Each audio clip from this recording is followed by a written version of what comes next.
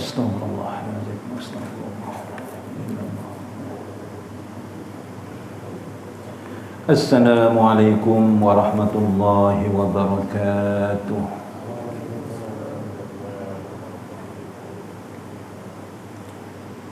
Ila hadratin Nabi Mustafa Muhammadin sallallahu alaihi wasallam.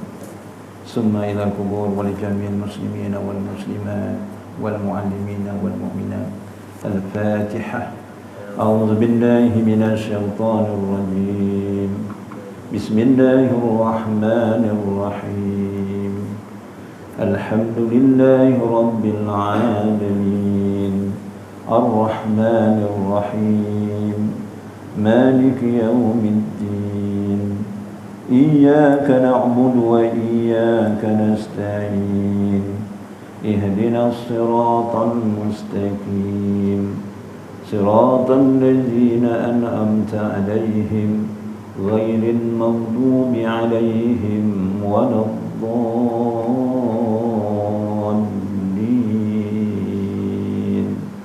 آمين. أعوذ بالله السميع العليم من الشيطان الرجيم. بسم الله الرحمن الرحيم. Alhamdulillahi rabbil alamin. Hamdan hamidin, hamdan syakirin, hamdan sabirin, hamdan marzukin, hamdan kasiran tayyiban mubarakan fih, hamdan yuwafi ni'amahu wa yukafi'u mazidah. Ya Rabbana lakal hamdu kama yanbaghi li jalali wajhika wa azimi sultani. Allahumma salli ala sayyidina Muhammadin tibbil qulubi wa dawaiha wa afiyatil abdani wa sifaiha wa nuril absari wa diyaiha bihaqil azamati zatika birahmatika ya arhamar rahimin.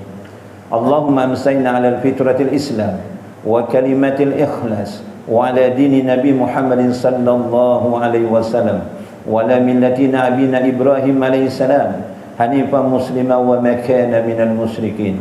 Allahumma ahrijna min zulumatil wahmi wa akrimna bi nuri fahmi waftah alaina bi ma'rifati ilmi wa nawwir qulubana kama nawarta samsa wal qamar wa sahhil lana abwaaba fadlik.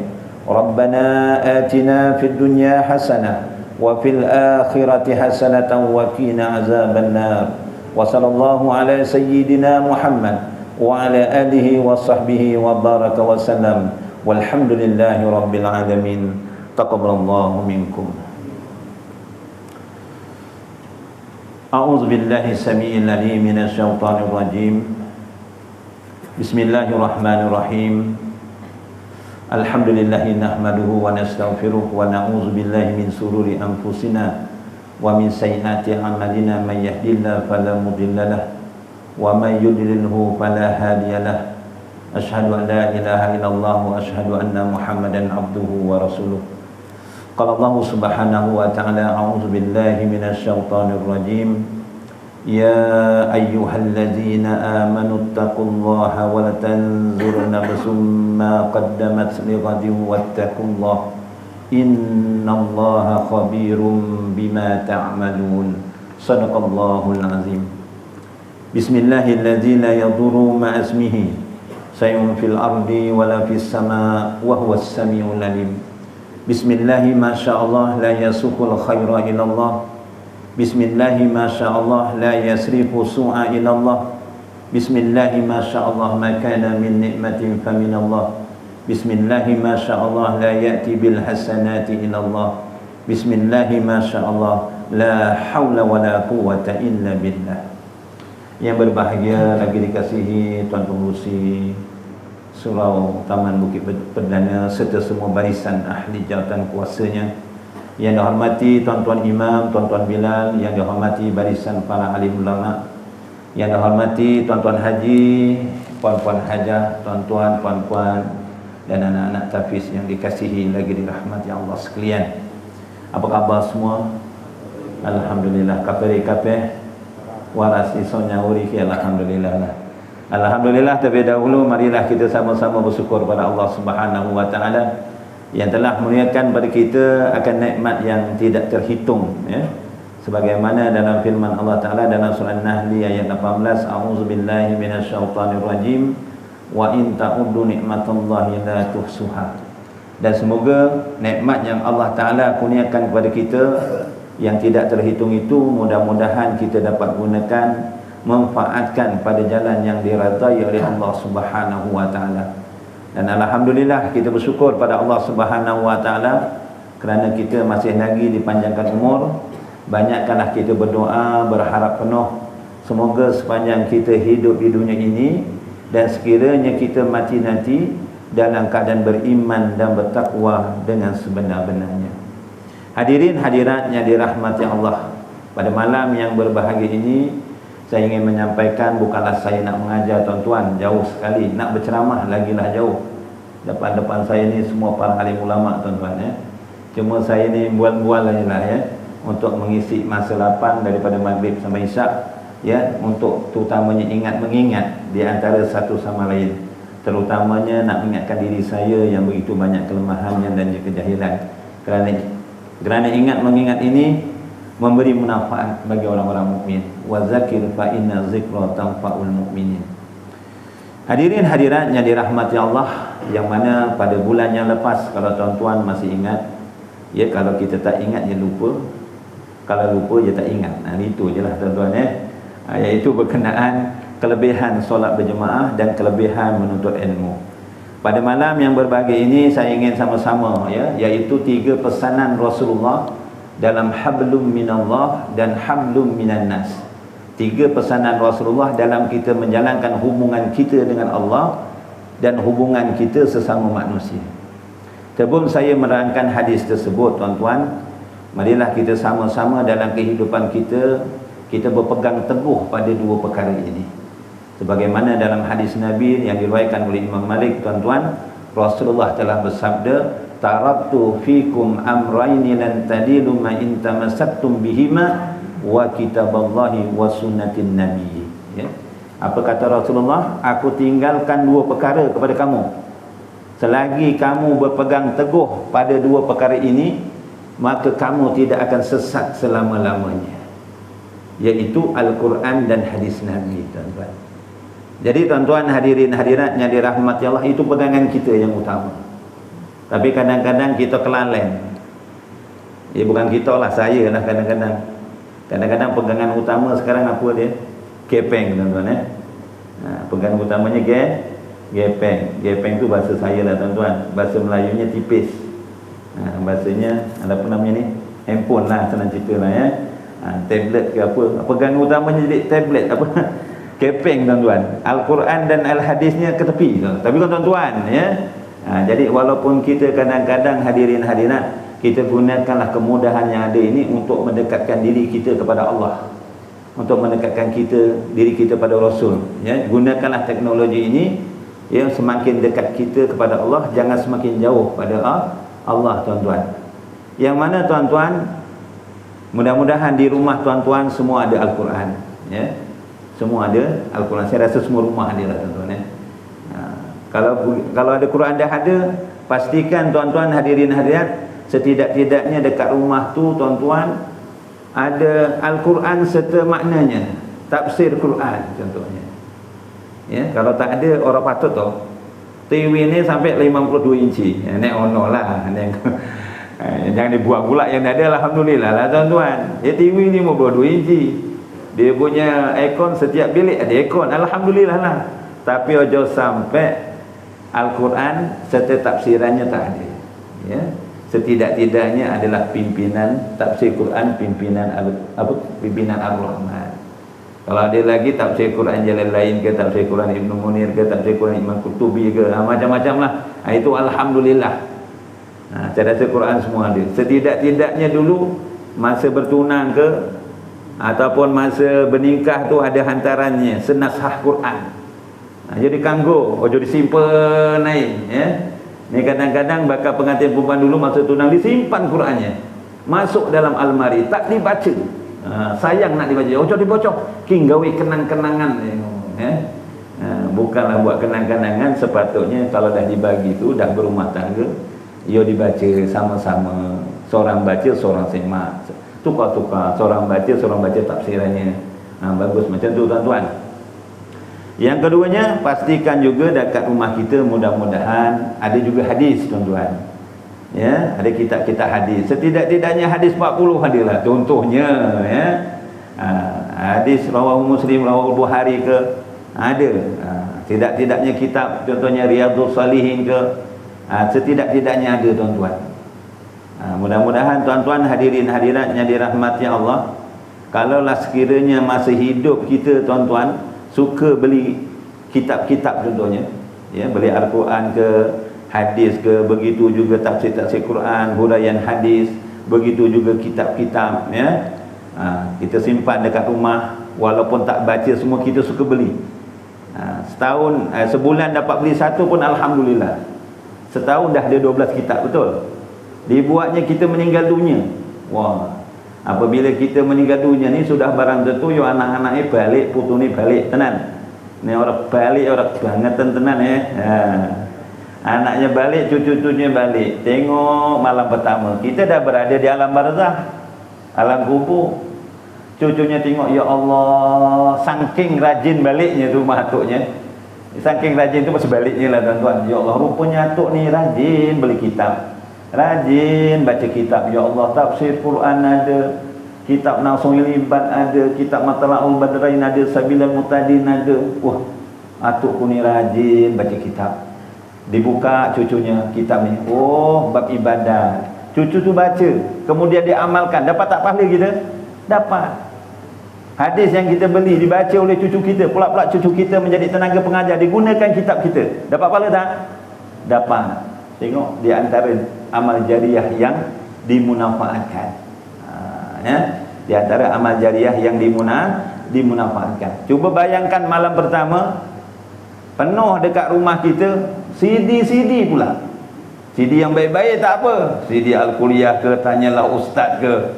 Rupa-rupanya kita peminat dangdut. Contoh, lagu dangdut semua. Oh, atuk aku ni suka dangdut rupanya. Semua lagu ada dekat situ. Oh, lagu Belanda semua. Wah, cucunya, yuk ambil seorang satu. Nah, cucunya tak lagi nyanyi lagu dangdut, lagi pandai nyanyi lagu dangdut. Nyanyi yang bukan-bukan, tuan-tuan, yang tidak ada unsur-unsur peningkatan iman. Dapat saham juga kita, tuan-tuan, dalam kubur. Jadi itu walaupun nampak ringan, tapi rupa-rupanya memberi kesan, tuan-tuan. Jadi setidak-tidaknya, tuan-tuan, jadikanlah Al-Quran dan Al-Hadis, ya, sebagai bacaan utama dan panduan utama dalam kehidupan kita supaya tidak sesat, tuan-tuan. Lagi-lagi dalam hadis Nabi, dalam hadis, tuan-tuan, ya, sunnah-sunnah Rasulullah SAW, perkara yang terbit daripada Rasulullah, sama ada daripada perkataannya, dari segi perbuatannya, dari segi sifatnya, dari segi takrirnya, ya, kita contohilah Rasulullah. Lakukanlah sunnah Rasulullah SAW. Yang fardu sudah barang tentu jangan ditinggalkan. Yang fardu, sunnah-sunnah Rasul yang berbentuk fardu, yang wajib ojo sampai ditinggalkan. Ya, wajib dibuat dapat pahala, tinggalkan berdosa.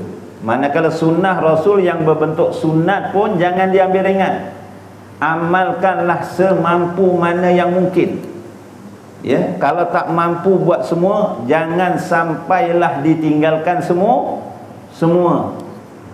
Ya, dan yang lagi penting, jangan sekali-kali kita menghina sunnah Rasulullah sallallahu alaihi wasallam.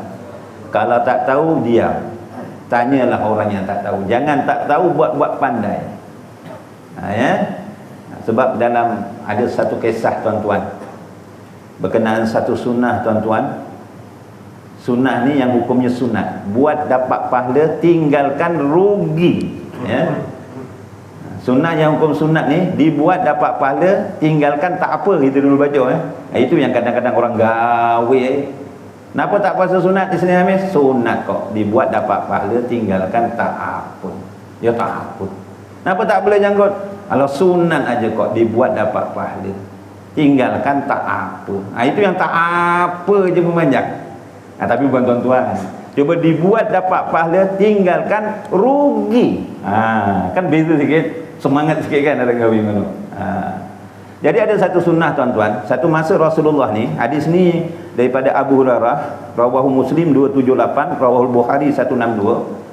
Daripada Abu Hurairah radhiyallahu an, Rasulullah mendengar bersabda, "Idza istaiqadha ahadukum min naumihi fala yahmis yadahu fil ina'i hatta yaksilaha salasan fa innahu la yadri aina batat yadahu." Apa kata Rasulullah? Ini sunnah Rasulnya, yang hukumnya sunnah. Jika salah seorang di antara kalian bangun daripada tidurnya, jika salah sekalian bangun daripada tidurnya, kita ni manusia tuan-tuan, memang perlu tidur. Tidur tu merupakan satu sunnah, ya, sunat hukumnya, dan kita tidur kalau boleh mengikuti sunnah. Jadi tidur banyaklah tuan-tuan. Dan kemudian daripada bangun tidurnya, Rasulullah suruh mencelup tangannya ke dalam bijana, supaya Rasulullah suruh cuci tangan kita sebanyak 3 kali sebelum kita membuat sesuatu, kerana kata Rasulullah, kerana kita tak tahu tangan kita parking dekat mana ketika tidur. Ketika kita tidur, tahu tak tangan tuan-tuan masa tidur memang tuan-tuan sadar tuan-tuan parking tangan tu dekat mana? Mungkin tuan-tuan parking tangan masa tidur letak dekat pipi gitu, ngadap kiblat gitu contohnya, mengiring lambung sebelah kanan, atau mungkin terlentang taruh dekat sini. Tapi sekali tangannya nindi, kadang-kadang ni celah kelengkang. Contoh lah, ya. Kadang-kadang ni ngirung ngono turu. Kita tak tahu masa kita tidur tangan kita parkingnya dekat mana. Mungkin masa kita tidur tu garu-garu apa benda-benda yang sulit. Mungkin masa tidur kita terpegang ke alat-alat perabot gitu, kena abuk-abuk. Ada orang tidur ngelindur. Ngelindur tu ngelindur nak? Ngelindur. Jauh ngelindur ni. Dia tidur macam boleh bercakap, boleh berjalan, tapi dia tak sadar dia sebenarnya tidur. Ngelindur kata orang Jawa. Saya ingat dulu tuan-tuan, ni saya sendirilah tuan-tuan, orang dulu kalau pergi kenduri kan ada berkat, makan kat ambang, dah habis makan, bontot nak pergi kebun kalau saya. Berkat ni balik kenduri. Kalau bontot bahasa saya nak pergi kebun, bawa bontot, kan. Itu masing-masing lah silah bahasa. Lepas makan tu dulang, ambeng duduk, tak habis dibungkus buat balik, kan.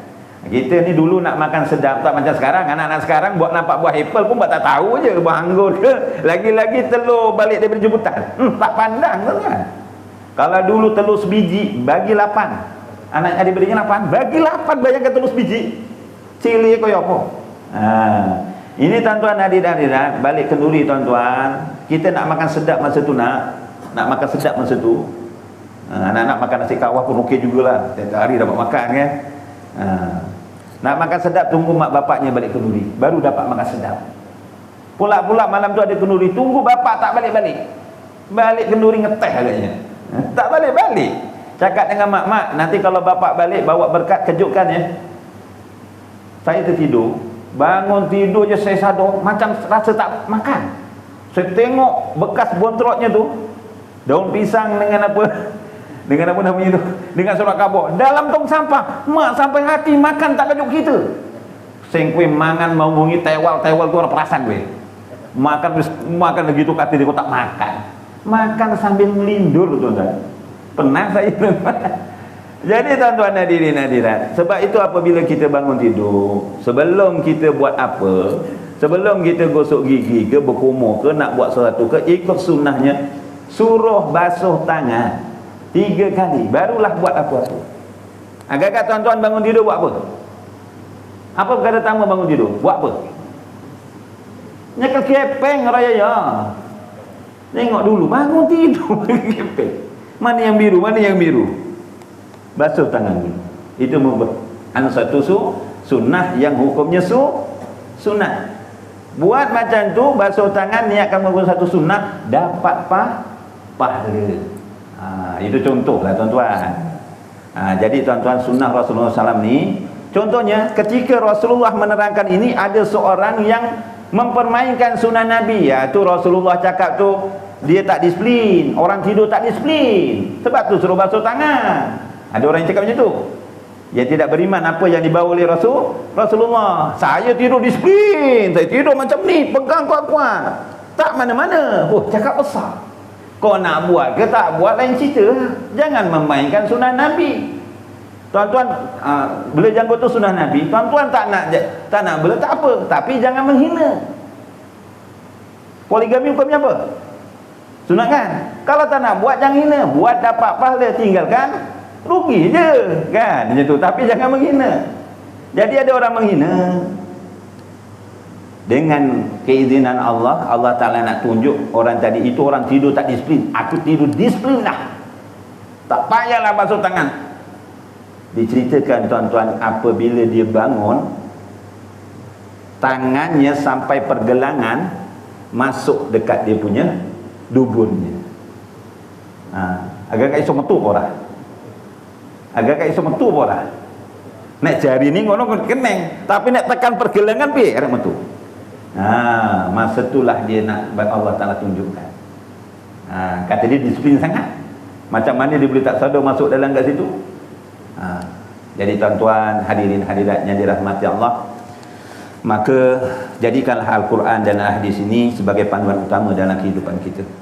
Jadi tuan-tuan, saya nak masuk tadi, apakah 3 pesanan Rasulullah dalam menjaga hubungan dengan Allah, dengan hablum minan nas, hubungan siapa manusia. Hadis ini tuan-tuan Jawami'ul Kalam. Ia termasuk dalam Jawami'ul Kalam ni, maksudnya walaupun hadis ni pendek, ringkas, tapi mempunyai makna dan huraian yang begitu mendalam. Dinamakan Jawami'ul Kalam, ya. Hadis ni walaupun pendek, tapi mempunyai makna, maksud yang begitu mendalam, yaitu berkenaan an Abi Hurairah qala su'ila Rasulullah sallallahu alaihi wasallam, ya, minta maaf, an Abi Dzar Jundub bin Junadah wa Abi Abdurrahman Mu'az bin Jabal radhiyallahu anhuma anna Rasulullah sallallahu alaihi wasallam qala ittaqillaha haitsuma kunta wa adbi sayyatal hasanah tamhuha wa khaliqin nas bihulukin hasan, rawahu Tirmizi wa qala hadis hasan. Tuan-tuan, hadis ini tuan-tuan, hadirin adalah hadis yang hasan sahih tuan-tuan, yang mana tuan-tuan daripada Abu Dzar Jundub bin Junadah bin Abu Abdurrahman Mu'az bin Jabal radhiyallahu anhuma, daripada Rasulullah SAW bersabda, ya. Mu'az bin Jabal ni tuan-tuan di antara sahabat Nabi yang rapat dengan Rasulullah sallallahu alaihi wasallam, sehingga kan ada 3 tangan sahabat Nabi yang tangannya dicium oleh Rasulullah, ya. Tangannya dicium oleh Rasulullah. Ada 3 tangan sahabat Nabi. Yang pertama Sa'ad bin Mu'az, yang kedua Mu'az bin Jabal, yang ketiga anaknya sendiri, iaitu Sayyidatina Fatimah radhiyallahu anha. Kenapa Rasulullah cium 3 tangan sahabat ni, termasuk anaknya Sayyidatina Fatimah? Kerana mereka ini, sahabat Nabi ni, tangannya kasar. Tangannya kasar, ibaratnya kulit tu kapalan, ya. Kapalan ni macam ada kulit mati. Kalau kita kerja kuat, kerja keras, kan ada kulit yang tebal gitu kan. 3 sahabat ni, termasuk anaknya Sayyidatina Fatimah, dia rajin bekerja menolong suaminya Sayyidina Ali karamallahu wajhah, membuat kerja sampai tangannya kapalan, ya, tangan kasar. Lalu Rasulullah berkata kepada Sa'ad bin Mu'az, wahai Sa'ad, sahabatku Sa'ad bin Mu'az, tangan kamu tidak akan dijilat oleh api neraka. Kerana apa? Tangan yang kasar tuan-tuan, rajin bekerja mencari rezeki yang halal besok, kulit tangan kita itu pun boleh menjadi saksi dekat akhirat kelak. Jadi hadis ni tuan-tuan, hadirin hadirat, bukan cerita tentang tu. Rasulullah pesan tuan-tuan, ada 3 pesanan penting dalam menjaga hubungan kita dengan Allah, dengan hablum minan nas, dan hubungan kita sama manusia. Pertama, dalam hadis ini suruh apa? Ittaqillah haitsuma kunta, bertakwalah kamu kepada Allah di mana pun engkau berada. Jangan kita bertakwa di tempat yang tertentu sahaja. Ketika kita di masjid, alhamdulillah, kita menutup aurat dengan sempurna yang perempuannya, contoh. Keluar masjid, dah mendedah aurat pula. Pakai tudung tapi pakai t-shirt mentetet, contohnya lah. T-shirt mentetet tu, Macam sarung nangka. Nangka tahu tak? Nangka tahu. Anak-anak tahu nangka? Tak tahu. Anak-anak sekarang buah kopi pun ada tak kenal cerita ni. Jambu gajus janganlah cerita. Lagilah tak kenal kan. Nangka ni kan kalau mula kecil, tapi kalau dah besar mentetet dia punya sarungnya, ibaratnya gitulah tuan-tuan. Pakai tu untuk buka masjid betul. Labuh menutup seluruh anggota badan, menaikkan muka dan kedua tapak tangan hingga pergelangan, pakai stokin semua. Oh memang betul. Keluar pergi pasar, lain pula ceritanya. Pakai tudung tapi pakai t-shirt separuh aja contohnya. Janganlah begitu. Dekat masjid alhamdulillah duduk aja baca selawat. Sallallahu alaihi Muhammad, sallallahu alaihi Muhammad, sallallahu alaihi Muhammad, sallallahu alaihi Muhammad. Baca zikir macam-macam. Jumpa kawan dekat warung lain pula ceritanya. Kau tahu tak semalam Ustaz Kamal tu buat apa? Ya aku nampak lah dia kat Bandung. Macam-macam. Dah mula dia ngumpat pula contohnya. Adakah kat masjid aja jangan mengumpat? Tempat lain boleh mengumpat? Adakah begitu? Tidak. Di mana-mana kita kena bertakwa kepada Allah. Ataupun contohnya ketika pergi haji dan umrah, alhamdulillah kita dah boleh pergi macam biasa. Mungkin syaratnya agak ketat sikit. Ketika dekat Masjidil Haram, alhamdulillah sembahyang subuh pukul 3 dah pergi. Kan? Oh, nak dapat dekat betul dengan Kaabah contoh. Sembahyang zuhur pukul 11 dah pergi. Sembahyang asar pukul 3.30 dah pergi. Sembahyang maghrib sampai isyak terus tak balik sampai isyak. Sampai qiyamul lail dekat Masjidil Haram. Oh, bagus. Jempol lah. Balik ke Malaysia tapi bukan tuan-tuan. Haram ke masjid pula. Boleh? Adakah bertakwanya itu hanya di Mekah ataupun Madinah? Tidak. Tak kira kita berada di mana sahaja, kita kena bertakwa kepada Allah Subhanahu wa taala.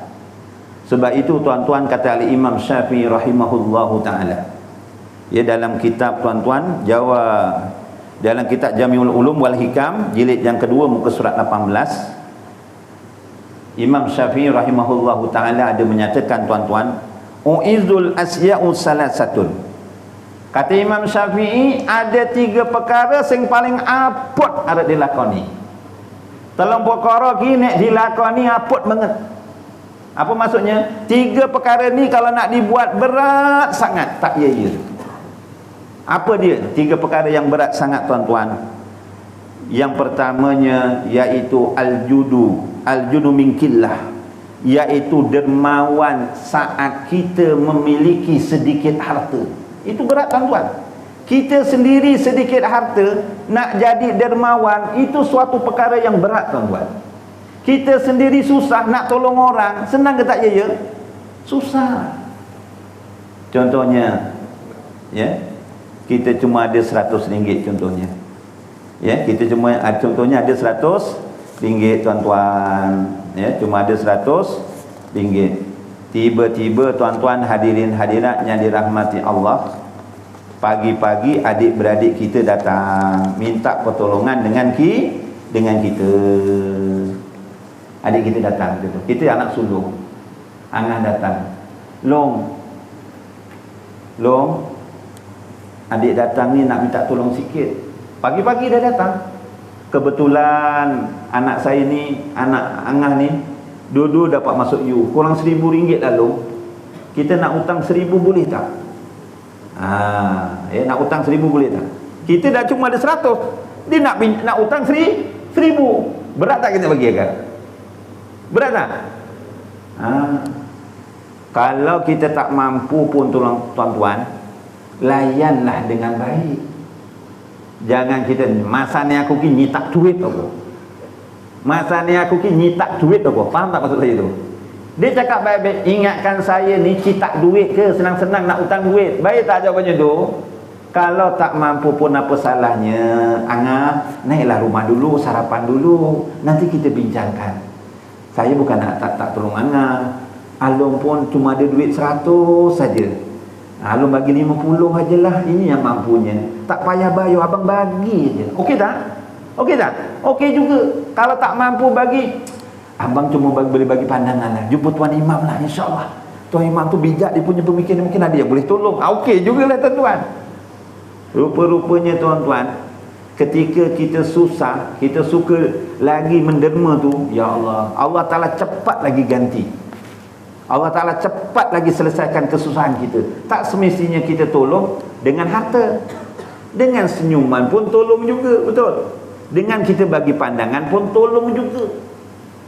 Sebab tu tuan-tuan, kata seorang ulama, ini bukan hadis Nabi ya, seorang ulama yang namanya Imam Jalaluddin As-Suyuti. Dia lahir antara tahun Hijriah 849 Hijriah sehingga hayatnya 911 Hijriah. Imam Suyuti ni dia ada karang kitab tafsir Quran Jalalain, ya. Kata Imam Suyuti, anna sawaban sadaqatin khamsata anwa. Sesungguhnya pahala bersedekah itu ada 5 bahagian. Ini kata Imam Suyuti, bukan hadis Nabi, tuan-tuan. Mungkin ulama Imam Suyuti ni supaya mendorong kita supaya rajin lagi bersedekah. Pertama, apa kata Imam Suyuti? Wa wahidatun bi asrati wa hiya ala sahil jismi. Tingkatan pertama 1/10. Ibarat ya. Kita ngei RM1, Allah Ta'ala balas ganti RM10. Itu ibaratnya. Kita bersedekah pada siapa? Kepada orang yang sehat, dapat pahala. Tapi 1/10. Contohnya kita pergi warung, ustaz ni macam minta belanja. Ni contoh. Kita duduk kat warung, kok jumpa kawannya satu taman. Dik, meja sana, abang bayar dik, dia diam aja. Dapat pahala tak? Dapat. Sehat tak? Orang tu sehat, awak yang lembu ngono kaya aku makan, dibelanja. Dapat pahala tak? Dapat. 1/10. Ada lagi yang besar. Kita sedekah pada siapa? Kata Imam Suyuti, wa wahidatun bitis'ina wa hiya 'alal a'ma wal mubtala. 1/90. Ibaratnya RM1, Allah Ta'ala ganti 90. 90. Kita sedekah pada siapa? Pada orang yang cacat penglihatan, kaki tangan tak ada, contoh ya. Itu kadang-kadang ustaz, itu apa seluduk apa namanya tu itu ada tekongnya, itu pura-pura aja tu, dipotong kaki, itu terpulang dia lah. Kalau kita tak yakin bagi je, kalau dia bohong terpulang dia lah. Kalau kita tahu dia satu penipuan, laporkanlah pada pihak yang berkenaan sebagai pencegahan. Ataupun kita tolong termasuk orang yang ditimpa musibah, jiran kita sakit ke, jiran kita contohnya kehilangan harta ke, jiran kita kematian ke, kita bantu dia. Ya Allah, 1/90. Termasuklah menyantuni anak yatim. Pergi sekolah sebelah ni apa? Sekolah agama Taman Bukit Perdana. Ini contoh, ustaz ni buat tak tahu je, padahal selalu pergi situ. Jumpa guru besarnya Ustazah Rosmidah Dikun, tak ada tanya. Tuan Ustaz, saya datang ni nak tanya, ada tak anak-anak murid sini yang anak yatim piatu ke? Ada 20 orang Tuan Haji. Ginilah, Ustaz, saya ada hajat. Anak yatim ni kalau makan dekat kantin, bulan ni tak payah bayar, InsyaAllah saya bayar. Oh, besar pahalanya tuan-tuan. Itu baru anak yatim, belum mak yatim. Kalau mak yatim besar juga pahalanya. Tuan-tuan nanti buka Mustikah Hadis jilid 3. Kalau kita bantu mak yatim, maksudnya ibu IT lah, ataupun single mother, pahalanya besar. Kerana apa? Dalam hadis Nabi daripada Abu Hurairah, as-sa'i ala armalah wal miskina kal mujahidi fi sabilillah awil qaimin laila sha'im nahar. Rawahul Bukhari, hadis sahih. Orang yang berusaha membantu seorang perempuan janda atau seorang miskin, samalah pahalanya seperti pahala orang yang berjihad pada jalan Allah, seperti pahala selalu mengerjakan tahajud pada malam hari serta berpuasa siang hari. Masya Allah, tabarakallah.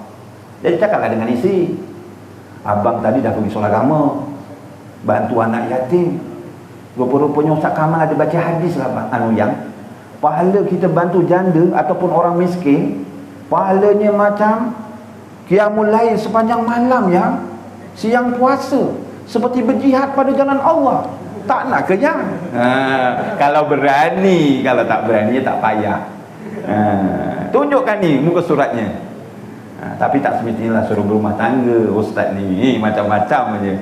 Ni orang ngantuk ya. Tapi betul memang hadisnya dia tuan-tuan. Tapi niatnya kena ikhlas kerana Allah. Ada yang nombor 3. Apa lagi yang lebih utama kita sedekah? Tadi pertama wang sehat. Nombor 2 mo wang cacat. Wang ditipu musibah, anak yatim.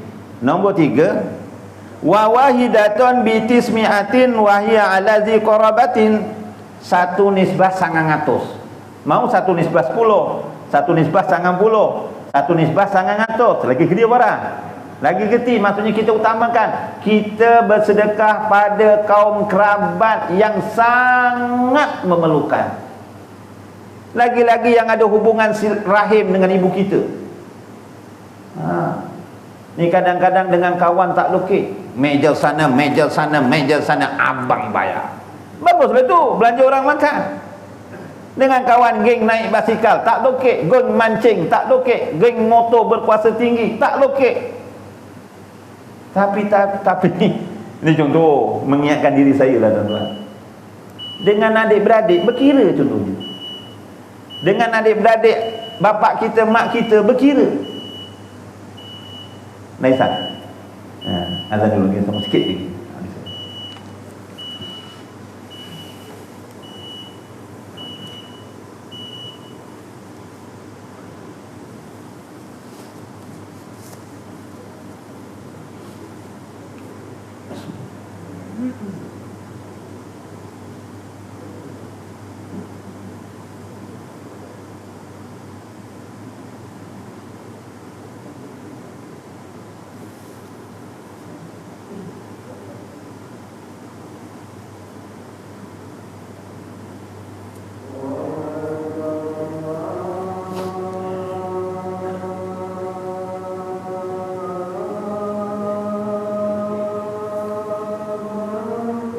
Allahu Akbar.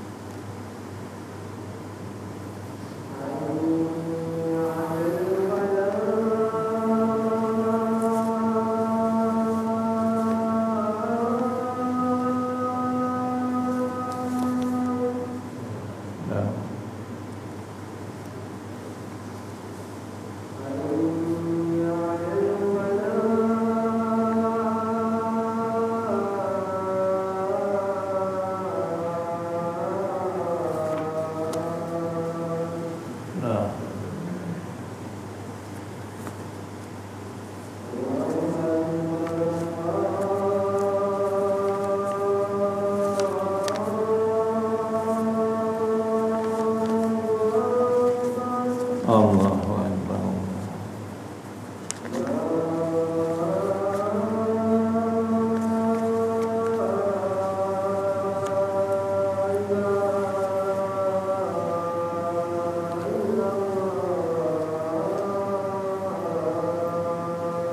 La ilaha illallah Muhammadur Rasulullah sallallahu alaihi wasallam. Allahumma rabb hadhihi da'wati tammah wa salati qadimah ati sayyidina Muhammadin wa sallallahu alaihi wa aliyatan rafi'ah wa ba'asun maqam mahmudan alladhi wa'adta innaka la tuhibbul mi'ad. Allahumma ighfir li dhunubi wa li walidayya warhamhuma kama rabbayani shaghira. Amin ya rabbal alamin. Yang ketiga tadi tuan-tuan, kata Imam Suyuti, tingkatannya 1/900. Kalau kita bantu kaum kerabat yang terdekat, yang sangat memerlukan. Contohnya sebagai saya bagi contoh tadilah, adik-beradik kita datang minta pertolongan, sangat memerlukan, bantulah tuan-tuan. Kalau kita boleh bantu dengan sahabat-sahabat kita, lagi-lagi keluarga yang terdekat, bantulah. Dan yang keempatnya tuan-tuan, kata Imam Suyuti, lagi besar ganjarannya tuan-tuan, wa wahidatun bimi'atin alfin wa hiya 'alal abwaini. 1/100,000 tuan-tuan. Lagi besar. Kita bersedekah pada siapa dan malah ia tanggungjawab lagi-lagi anak lelaki, iaitu kepada ibu bapa kita. Jangan berkira-kira dengan ibu bapa kita. Ya, lagi-lagi kalau dah umur 40. Di antara tuntutan umur yang dah 40 tahun ke atas ni tuan-tuan, bukalah surah Al-Ahqaf ayat 15.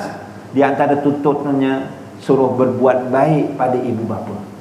Kalau dah 40 tahun ke atas masih ada ibu bapa yang masih hidup atau kedua-duanya ataupun salah seorangnya tak berbuat baik, nascaya suatu kerugian yang amat besar. Tuan-tuan, dalam kitab Mar'atus Salikin ada diceritakan tuan-tuan, ketika Rasulullah dimi'rajkan daripada dunia ke langit, mula-mula naik ke pintu langit dunia Babul Habzah yang dijaga oleh malaikat Ismail. Di bawah malaikat Ismail itu ada 70,000 malaikat, dan setiap satu 70,000 tu bawahnya ada 70,000 lagi malaikat. Malaikat ni di antara makhluk Allah yang paling wakil sekali. Paling wakil ni paling banyak tuan-tuan ya. Lapisan langit pertama bertemu Nabi Adam, dan sampai lapisan langit yang ketujuh bertemu dengan Nabi Ibrahim AS. Sampailah lapisan langit seterusnya Sidratul Muntaha tu, kemudian sampai mustawa. Malaikat Jibril berkata, ya Rasulullah, setakat ini sahaja aku dapat menemani kamu. Sekiranya aku selangkah lagi, nascaya terbangkarlah aku.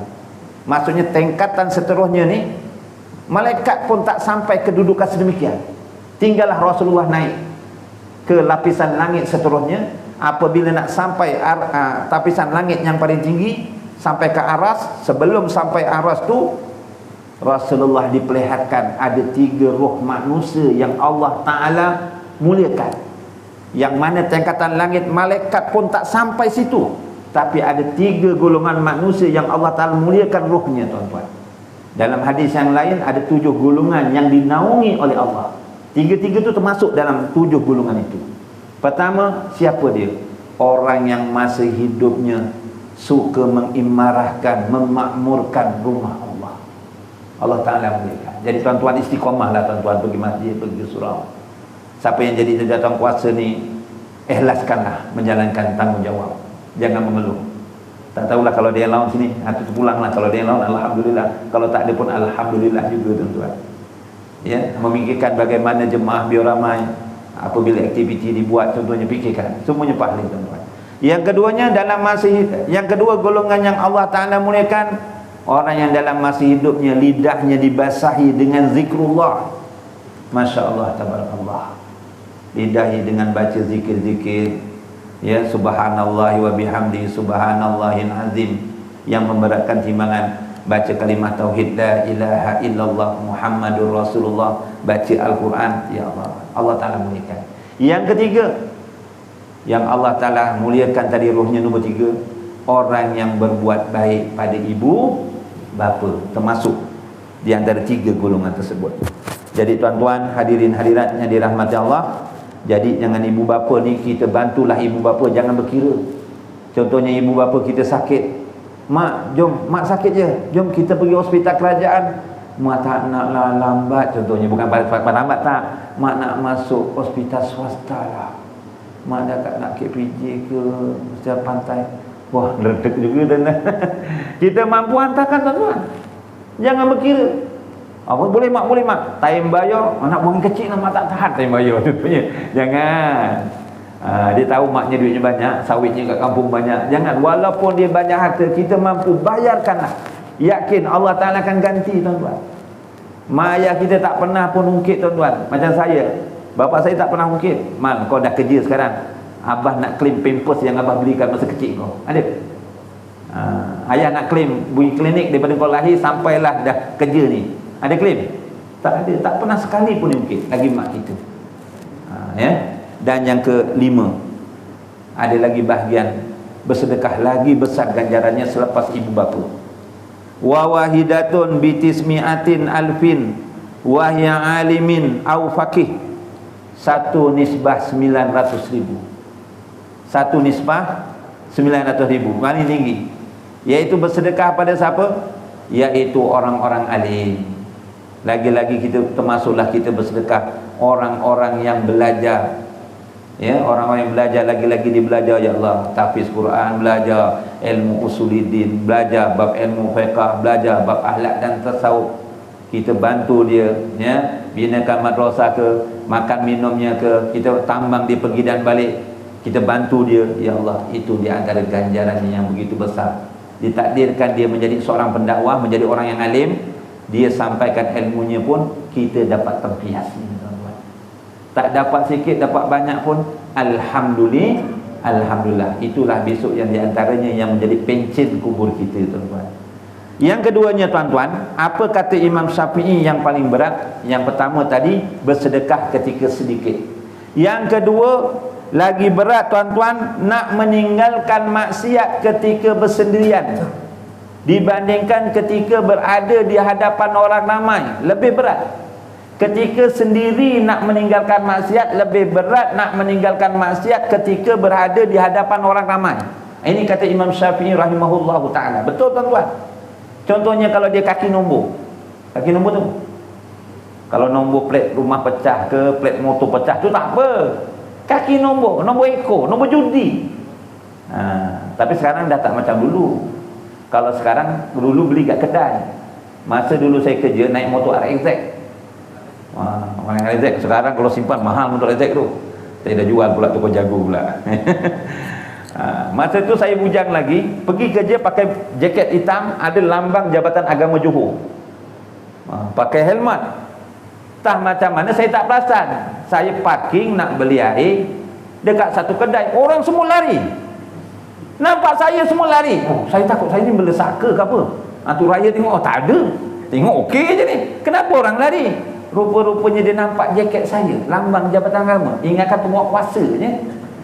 Dia takut dengan penguat kuasa, tapi tak takut dengan Allah. Rupanya gitu. Barulah saya sadar kenapa dia lari. Dulu, sekarang tak payah. Dekat ujung jari je boleh kan. Main game pun boleh jadi main judi, tak je. Nanti tuan-tuan, contohnya dia kaki judi. Ketika dia seorang, nak beli senang tak? Senang. Tiba-tiba tunggu orang yang jual tu. Dulu kan nak beli tunggu orang datang.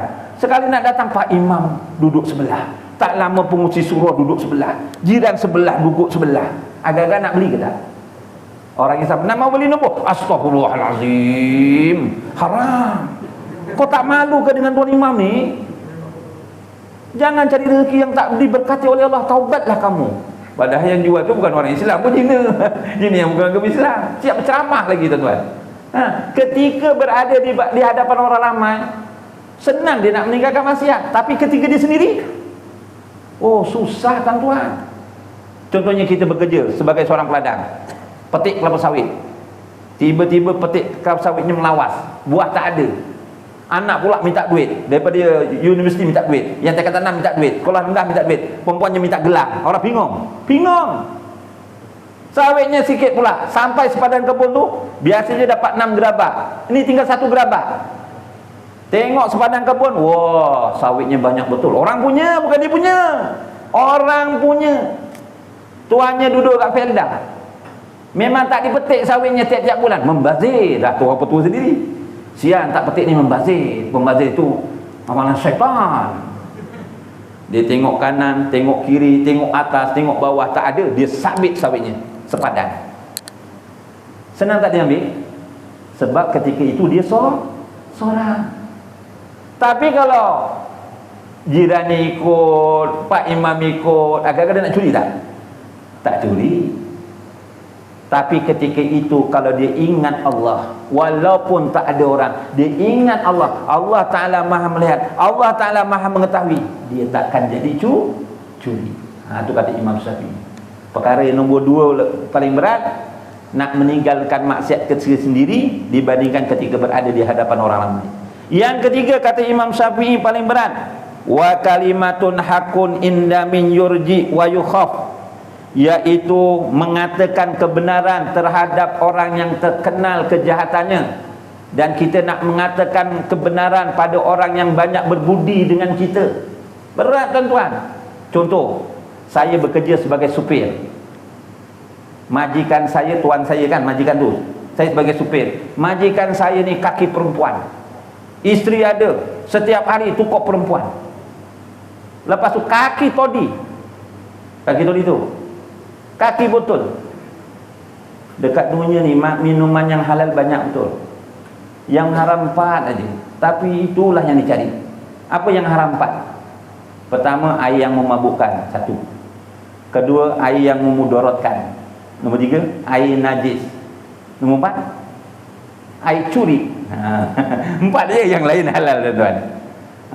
Lepas tu tuannya pula ni apa ni, kaki rasuah contohnya. Agak-agak nak tegur senang tak? Bos, saya minta maaf bos, nak cakap sikit. Bos, benci-bencilah buat maksiat, janganlah main perempuan. Bos kan ada isteri, tak takut masuk neraka. Minuman yang halal lah bos, janganlah minum yang haram-haram. Besok ambil gaji awak berhenti, besok ambil gaji awak berhenti. Berat tak kadang-kadang cakap? Berat tuan-tuan. Tapi kalau tuan-tuan boleh cakap ketika itu, memang hebatlah tuan-tuan. Itu kata Imam Syafi'i tuan-tuan. Jadi hadirin hadiratnya dirahmati Allah, pertama pesanan Rasulullah, ittaqillah haitsuma kunta, bertakwalah kamu kepada Allah tak kira berada di mana saja. Yang keduanya pesanan Rasulullah dalam menjaga hubungan sesama manusia, wa khaliqin nas bihulukin hasan, kita hendaklah tuan-tuan berbuat baik pada manusia, bergaullah dengan manusia dengan baik tuan-tuan. Tuan-tuan hadirin hadirat yang dirahmati Allah, kata Imam Nawawi tuan-tuan dalam kata seorang imam tabi'in, Imam Hasan Basri, dalam kitab Bustanul Arifin yang telah disusun oleh Imam Nawawi rahimahullahu ta'ala, ada 3 tanda orang yang berakhlak mulia. 3 tanda orang yang berakhlak mulia ni. Pertama, orang yang dalam masa hidupnya suka tolong menolong. Itu tanda orang tu berakhlak mulia. Yang kedua, orang yang dalam masa hidupnya tak suka menyusahkan orang lain. Nombor 3 kata Imam Hasan Basri, orang yang tanda akhlaknya mulia, orang yang dalam masa hidupnya mukanya manis, mulutnya baik. Mukanya manis, mulutnya baik. Jumpa orang senyum, tak kira lah kau muda ke tua ke single mother ke, senyum, tak masak. Rupa-rupanya dalam hadis Nabi ada menyatakan tuan-tuan, ada 4 watak ahli surga.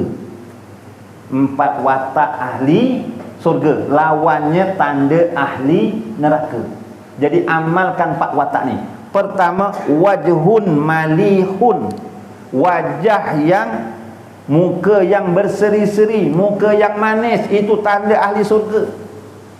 Balik nanti walaupun isinya dah berumur sikit daripada kita, senyum. Ayam, senyum. Jumpa cikgu, jumpa ustaz, walaupun ustaz tu agak disiplin sikit, senyum. Assalamualaikum ustaz, apa khabar? Jadi pandang tu, cikgu pandang kita sayang, maka ilmu yang diajarkan mudah tuan-tuan, anak-anak. Jumpa ahli jemaah senyum, jiran kita senyum, itu tanda ahli surga. Tapi jangan pula nampak orang muka masam, kau ni ahli neraka. Siapa cakap? Ustaz Kamal. Jangan. Kerja surga neraka tu bukan kerja kita. Allah Ta'ala yang menentukan. Yang saya cakap ni sebagai mendorong kita supaya kita ni tuan-tuan, wajahnya wajah yang berseri, suka senyum, dan mulutnya mulut yang baik. Sebelum kita cakap, fikir dulu. Kalau tak perlu, jangan cakap. Cakap yang perlu-perlu. Kan ada cerita dalam zaman Imam Malik rahimahullahu ta'ala. Satu masa ada orang meninggal. Ada orang meninggal, maka tukang yang meninggal tu perempuan, yang mandikan jenazah ni mungkin kurang amanah laganya. Sambil dia gosok-gosok jenazah tersebut, sampai tepat benda Allah tu, engkau ni masih hidup buat kerja tak senonoh. Dia cakap apa? Engkau ni masa kerja buat kerja tak senonoh. Gitu. Sebab tu mandikan jenazah ni orang kena amanah. Kalau boleh kaum kerabatnya yang terdekat. Jangan semua Pak Imam buat. Akhirnya Pak Imam mati, tak ada nak ngurus. Pernah berlaku tuan-tuan. Habis pun Pak Imam. Jadi tengah dia nunduh benda dia tu, si mati dia nunduh, kau masih hidup buat kerja tak senonoh ya. Oh, buat jantan sana jantan sini, contoh ibarat begitu. Ditakdirkan tangannya lekat tadi. Tangannya ngelekat ngono. Ngelekat nih badannya arwah. Lekat pada badan mayat tengah gosok. Agak kapi. Tarik-tarik orang keneng. Tarik-tarik orang keneng. Tuan-tuan pernah jumpa ya, orang melakukan zina tak boleh tanggal? Ada pernah tengok? Tangan saya nak cerita kat sini, tak payahlah. Ada. Ngopos ada, jembuh melakukan aku. Ini lekat tuan-tuan. Tangannya lekat pada kulit. Saya nunggu ya, kapan ada siap ya? Dia cakap jauh pula. Bila nak siap ni? Kau tak keluar-keluar. Rupanya tangannya lekat. Maka tanyalah orang-orang alim dekat situ. Ada yang kata, ya tangannya dipotong air sing urip. Tangannya sepotong. Gelem apa rawi? Tangannya dipotong ya, gelem tak? Tanya orang alim lagi. Oh, sian yang hidup, yang mati kan dah mati. Kita keruk aja lah kulit orang yang mati tu. Tak boleh menyiksa orang mati. Akhirnya dia tanya siapa? Tanya Imam Malik. Kata Imam Malik, mana? Dia diundang Imam Malik. Imam Malik pun tanya kepada orang yang mandikan jenazah di sebalik takbir. Ketika kamu mandi tadi, ada tak kamu cakap sesuatu yang tidak sepatutnya kamu cakap? Dia cerita, aduh, aku gosok-gosok tadi. Aku kata dia nyundel. Kata orang Jawa nyundel maka kamu telah menduduh si mati ini melakukan zina tanpa usul periksa. Maka kamu hendaklah disebat 40 kali sebatan. Ada yang perlu ditambah 40 lagi, jadi 80 kali sebatan.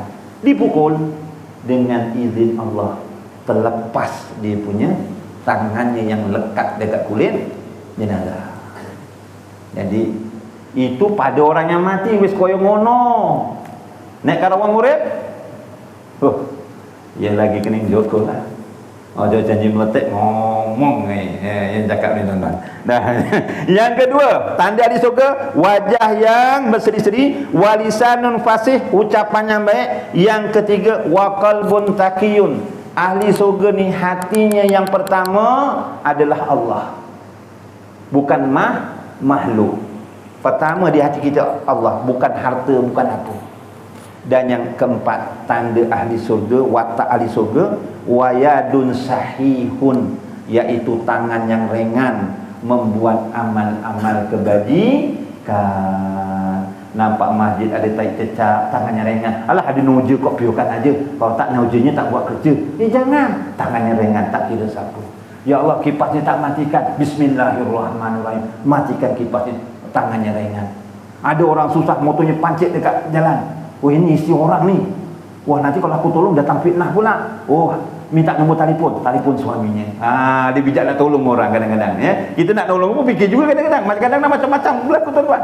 Baru-baru ni tempat saya, dia tolong isi orang bercerai umpamanya tu, sampai bercerai. Jadi kena fikir juga nak tolong tu. Jadi tuan-tuan, setakat itu saja dalam 9 ni tuan-tuan. Tuan-tuan dekat je rumahnya, saya jauh Jadi tuan-tuan hadirin hadirat, wasiat pesanan Rasulullah tadi, pertama, bertakwalah kamu kepada Allah tak kira berada di mana saja. Yang keduanya, hendaklah kita berakhlak mulia, hubungan kita sama manusia. Yang ketiganya, tuan-tuan hadirin hadirat, lakukanlah amal kebaikan, nescaya dia akan menghapuskan dosa-dosa yang kecil, tuan-tuan. Jadi setakat itu saja yang saya dapat sampaikan.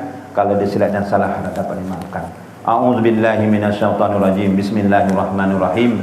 Alhamdulillahirabbil alamin. Wassalatu wassalamu Muhammadin asrafil anbiya'i wal mursalin wa ala alihi wa sahbihi ajma'in. Allahumma arinal haqqa haqqa warzuqna tiba'ah wa arinal batila batila warzuqna tinabah. Allahumma a'ti Muhammadanil wasilah waj'al fil mustafina mahabbata wa fil alamina darajata wa fil muqarrabina syarah. Allahumma ja'al jam'ana hadza jam'an marhuma wa tafarraqana min ba'dihi tafarruqan ma'suma. Rabbana atina fid dunya hasanah wa fil akhirati hasanah wa qina azabannar. Wa sallallahu ala sayyidina Muhammad wa ala alihi wa sahbihi wa baraka wa sallam. Walhamdulillahi rabbil alamin. Subhanakallahumma wa bihamdika asyhadu an la ilaha illa anta wa astaghfiruka wa atubu ilaik. Bismillahirrahmanirrahim. Wal 'asr innal insana lafi khusr illa alladzina amanu wa amilus solihat wa tawasaw bil haqq wa tawasaw bis sabr. Sadaqallahul azim. Dan ini saya sudahi dengan wabillahi taufiq wal hidayah. Wassalamualaikum warahmatullahi wabarakatuh.